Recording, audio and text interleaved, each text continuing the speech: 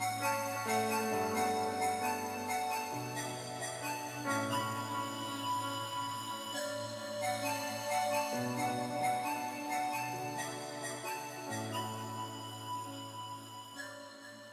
les amis, bonjour chers internautes.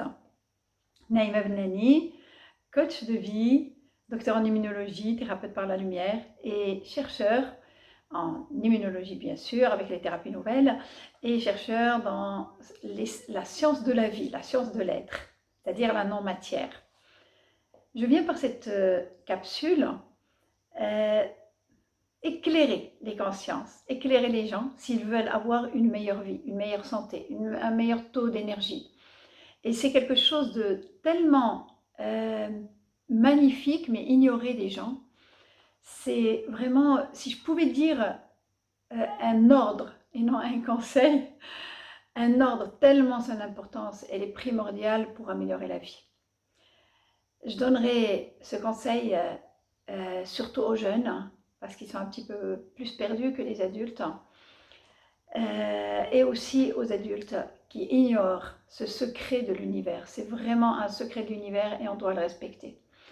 Dans le domaine du travail sur soi, pour améliorer sa vie, pour aller vers le bonheur, vers une vie plus fluide et plus saine, il y a les priorités à respecter. La priorité, c'est d'abord moi, pas de façon égoïste, non, dans le sens, seul celui qui est heureux peut répandre le bonheur autour de lui, comme il a dit Paulo Coelho, ou en arabe on dit c'est-à-dire moi je dois m'occuper de moi pour aller vers la plénitude, vers la paix, vers l'accueil de ce qui est pour accueillir ce qui est à l'extérieur dans les personnes autour de nous. C'est d'abord moi, d'accord? Ensuite, la priorité va à quoi? Va aux parents, dans la mère, la maman. Voilà le conseil. Ensuite, la priorité, c'est le partenaire ou la partenaire. Ensuite vient les enfants. Et nous, qu'est-ce qu'on a fait? L'inverse. Et attendez, je vous donne la suite. Après les enfants, c'est votre travail. Et ensuite, bien sûr, les loisirs et tout. Et après, c'est les amitiés. Et qu'est-ce qu'on a fait nous? L'inverse, ce que je vois autour de nous, et particulièrement les jeunes, c'est les sorties à l'extérieur, les amis, les cafés, les amis, les cafés, les foot, beaucoup les amis, mais on ne s'assoit pas avec les parents, on ne s'assoit pas avec les grands-parents, on ne s'assoit pas avec les gens qui ont connu la vie et qui portent qui peuvent donner des conseils de la vie parce qu'ils ont expérimenté, ils ont vu les différentes voies qui les ont amenés vers comment dire, la non-paix, le non-bonheur, plutôt les conflits, les maladies, la fatigue et tout ça. Et bien sûr, ils ont aussi des conseils qui les ont menés. Quelles sont les actions, la manière d'être surtout, comment faire pour avoir de meilleures relations et éviter beaucoup de conflits et de problèmes. Les jeunes ne le font pas. C'est pour ça que je m'adresse beaucoup plus aux jeunes. Alors, la maman. C'est les parents, bien sûr, les deux, mais particulièrement la maman. C'est un lien divin. C'est un lien très solide. Nous sommes cette force qui anime ce corps, et non pas le personnage. Pour ceux qui travaillent sur eux-mêmes, ils le savent. Mais cette force qui anime ce corps, qui fait bouger ce corps, qui le fait vivre toutes les sensations et autres, et les actions physiques, c'est l'être que nous sommes, c'est le souffle, c'est la force vitale. Et bien, avant d'atterrir dans ce monde, parce qu'elle était quelque part, avant d'arriver, elle a bien choisi des parents, elle a choisi le milieu, il n'y a pas de hasard. Il n'y a pas de hasard, pas seulement que dans ce monde, puisque l'autre monde, il est aussi ici. C'est nous, c'est les gens qui ne sont pas éclairés, qui ne voient pas qu'il y a une totalité, une globalité.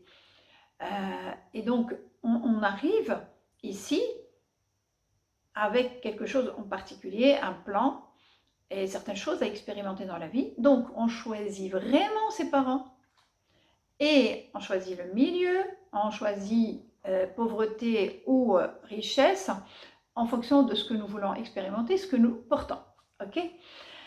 Ça, il faut le savoir.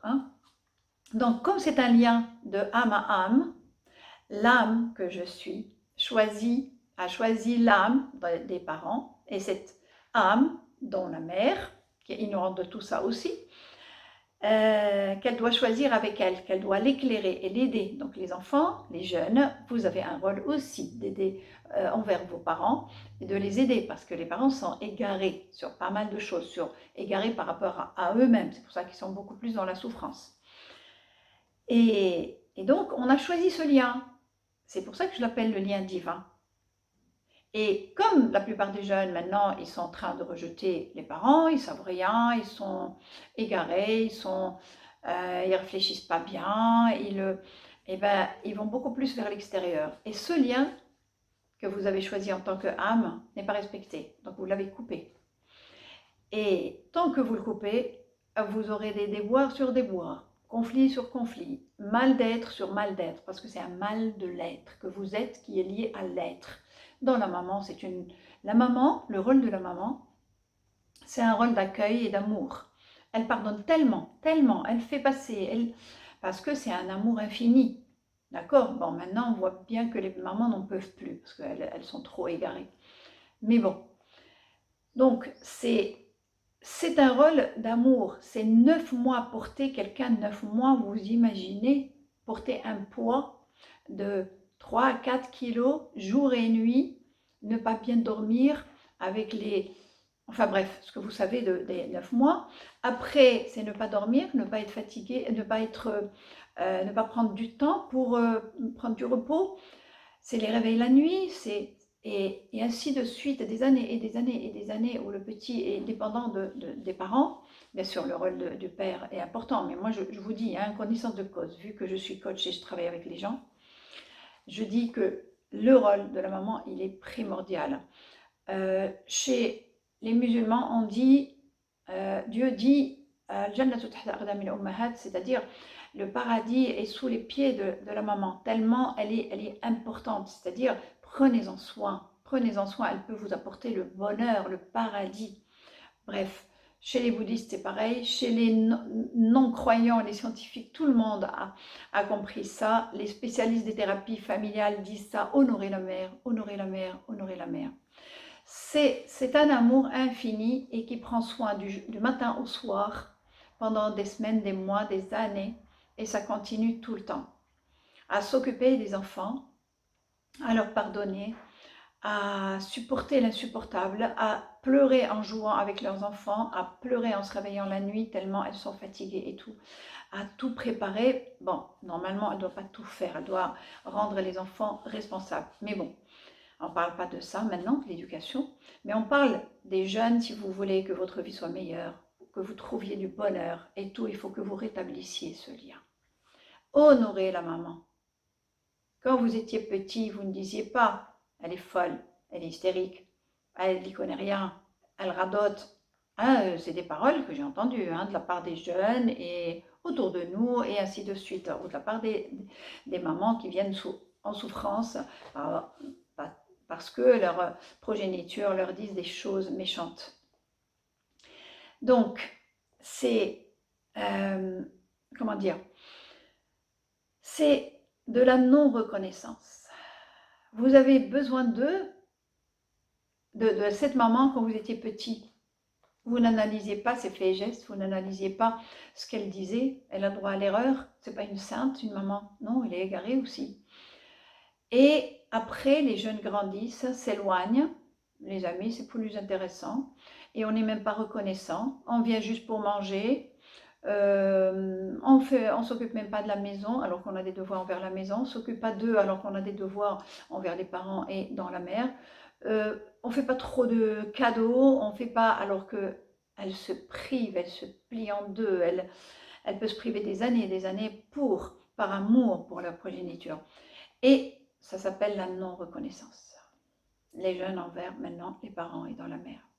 De la non-reconnaissance. Alors, comment la vie serait avec vous si avec la personne qui vous a donné le plus, qui vous a pardonné le plus, qui vous accueille tel que vous êtes exactement, avec vos défauts et vos qualités. Mais les jeunes, vous n'aimez plus vous la jugez, vous la critiquez, cette maman. Je ne parle pas du papa hein, à côté, mais le rôle de la maman est primordial pour la vie des jeunes et moins jeunes. Après, certaines personnes disent elle est devenue très négative. Elle n'arrête pas, ou elle est devenue folle. Et alors, vous, petit, vous ne parliez même pas. Et elle vous racontait des histoires. Elle vous faisait rêver, elle vous apprenait. Et elle répétait les choses des milliers de fois pour que vous les appreniez à marcher, à manger avec la cuillère, à vous habiller, à vous laver. Elle a répété les choses des milliers de fois. Et moi, je vois les jeunes maintenant, quand la maman demande quelque chose ou un service, il faut répéter 3-4 fois pour que leur progéniture rende service. Mais quand les jeunes rendent service, par exemple, il suffit qu'ils le disent une ou deux fois et après, oh maman, ah maman, mais je te l'ai dit, maman, je t'ai montré. Et vous oubliez qu'elle vous a raconté les choses des milliers de fois. Vous oubliez que vous ne saviez rien, vous n'étiez pas fou, vous étiez inerte. Un bébé qui ne dialoguait pas et pourtant elle vous donnait. Il n'y avait pas de retour et pourtant elle donnait. Elle vous faisait vivre, elle vous donnait de l'amour, de l'affection, de l'attention, le regard. Elle vous nourrissait, elle vous lavait non-stop. Et plus tard, vous apprenez quelques phrases, quelques concepts, vous commencez à vivre, soi-disant, et vous oubliez, et vous n'êtes pas reconnaissant. Alors, si on n'est pas reconnaissant, je le répète une deuxième fois, envers celle qui vous a le plus donné et aimé, et pardonné, et qui vous accueille tel que vous êtes. Je ne parle pas des exceptions qui n'en peuvent plus, les mamans qui n'en peuvent plus, qui rejettent les enfants, c'est des exceptions. Elles sont trop en souffrance. Et là, comment est-ce que la vie sera reconnaissante envers vous? Je peux vous assurer pour accompagner les gens quand ils viennent. Voilà, ils viennent par rapport au travail, par rapport à la relation à Dieu, ils viennent par rapport à la réconciliation du couple, pour gagner de l'argent, pour mettre en place leur projet ou pour déjà se sentir heureux et en bonne santé. Ou accueillir une certaine maladie, si elle est grave, comment l'accueillir, être en paix avec et tout ça. Bref, ou alors en cas de deuil. Donc on a un contrat de travail, on le note, qu'est-ce que vous voulez madame, qu'est-ce que vous voulez monsieur, qu'est-ce que vous voulez jeune homme ou jeune fille, et on note le contrat de travail, voilà ce que je veux. Si c'est directement avec maman ou avec papa, donc on y va. Sinon les autres, tous, sans exception, je leur demande. Et les rapports avec les parents, les relations, vous voulez qu'on travaille certaines relations? Oh là là, pour la plupart, ils disent, oh là là, non mais ça c'est autre chose, hein. Ah non, mais ça, c'est un autre problème. Et bien, moi, je leur dis, eh non. On va commencer bien sûr par vous un peu, là-dedans. Mais on va commencer par ce lien-là. À rétablir ce lien-là. Parce que c'est ça qui vous a fait arrêter la vie. Parce que je peux vous jurer que la vie commence à s'arrêter un peu. Ça bloque par là, ça bloque par là, ça bloque par là. Et après, et ça bloque de l'intérieur, bien sûr, on est mal à l'aise, on n'est pas bien, on a des obstacles qui arrivent et on ne sait pas d'où ça vient. Eh bien oui, le monde ne fonctionne pas comme vous pensez, de acte physique à acte physique. Le monde fonctionne avec des vibrations, et ce que portent les vibrations comme sens. Et vous avez coupé ce lien divin qui vous protégeait. Et oui, c'est ce qu'on appelle la reda, c'est l'accueil absolu de la maman, de sa progéniture, et ils sont liés de être à être, de âme à âme. Donc quand vous coupez vraiment ce lien, je ne parle pas physiquement, si je viens, je m'assois, je mange avec eux. Non, je coupe le lien mentalement et vibratoirement parlant et amoureusement parlant. Et c'est-à-dire prendre soin de cette maman, la prendre en charge. Pas l'aider, vous assurez votre rôle. Vous êtes venu sur Terre pour éclairer les parents aussi, en tant qu'âme.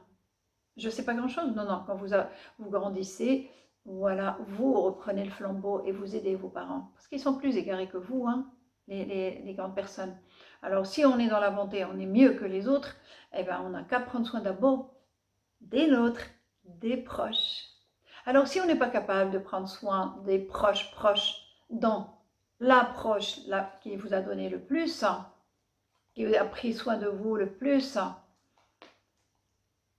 la vie, elle viendra vous le rappeler.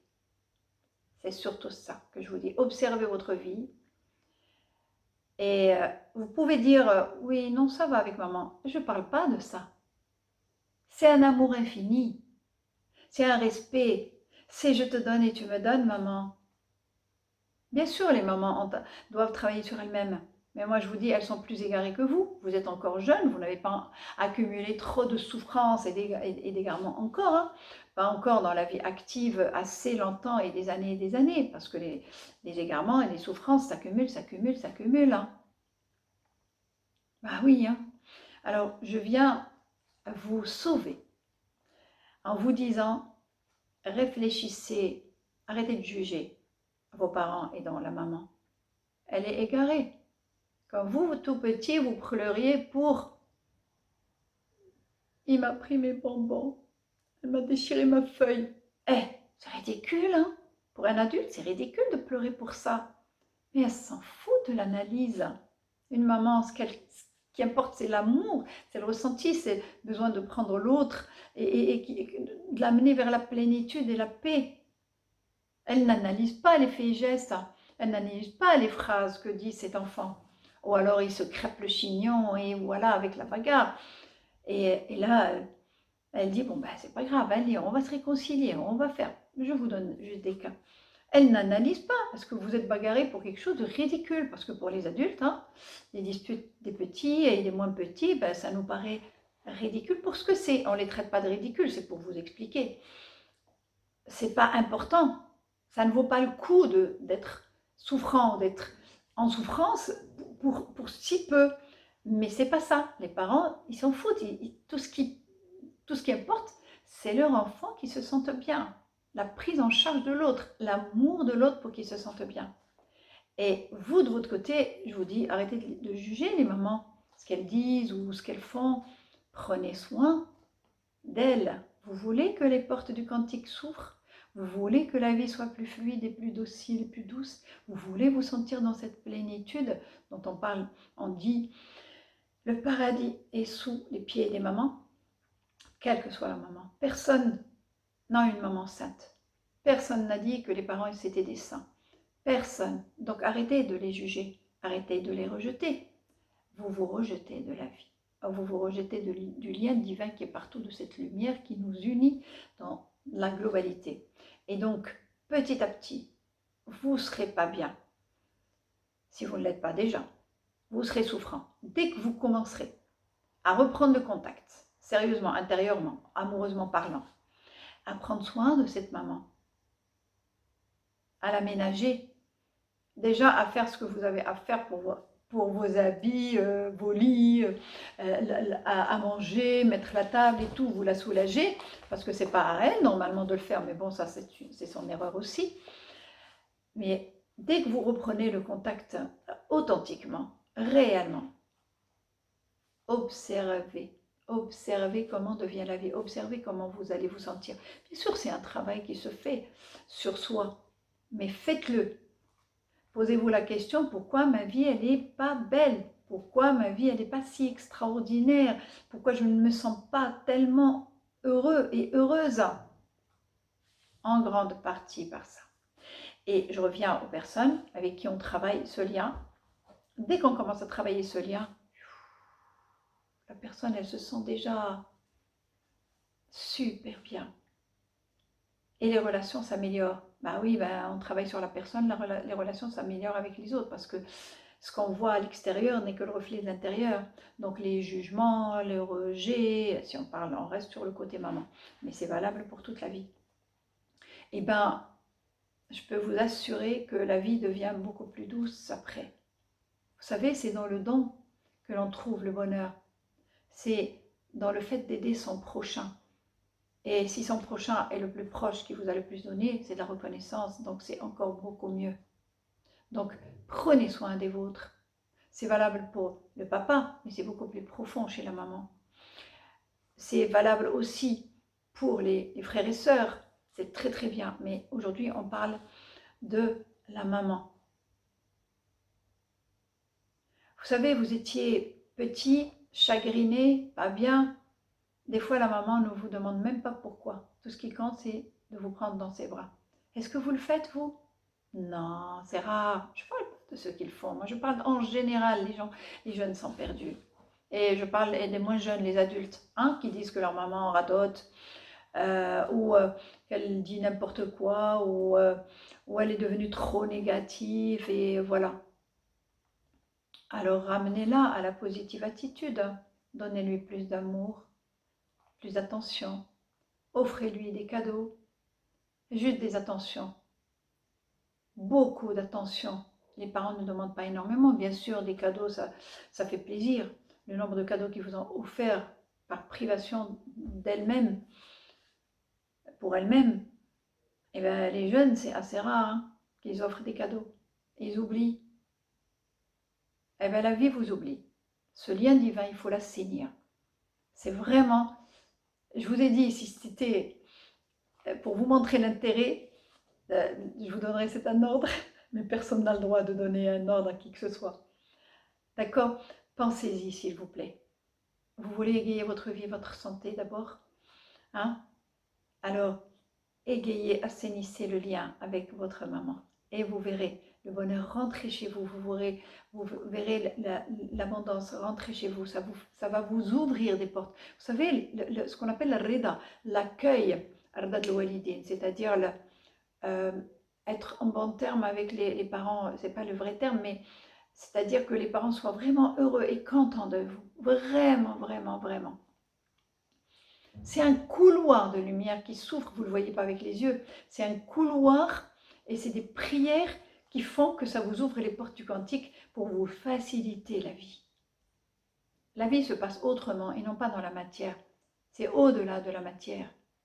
Quand je vous ai dit assainissez ça, travaillez sur vous et les choses s'arrangent à l'extérieur, ben c'est ça, c'est vrai.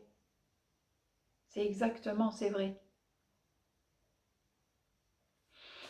Alors travaillez ce côté-là de la maman si vous voulez avoir une meilleure vie, une meilleure santé.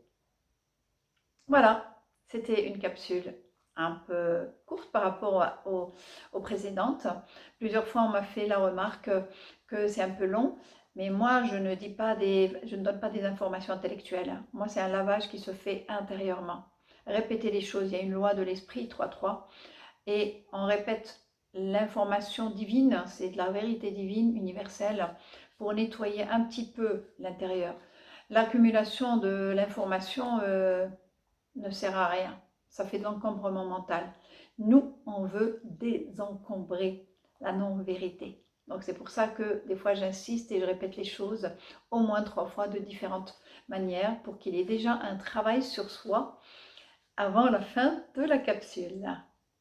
Honorez la maman, honorez la maman. Offrez des cadeaux en dehors des anniversaires et des fêtes des mamans. Ramenez quelque chose qu'elle aime. Je sais pas moi,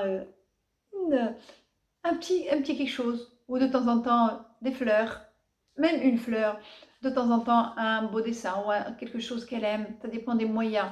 Mais c'est l'attention et prendre soin d'elle. Faites à sa place la vaisselle ou arrangez votre chambre une fois, faites-lui plaisir de voir que, ouais, elle a bien élevé ses enfants et maintenant ils se prennent en charge, ils sont responsables et tout.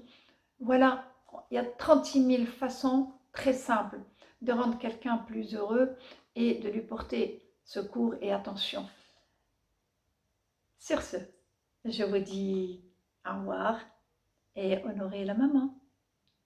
Je vous aime.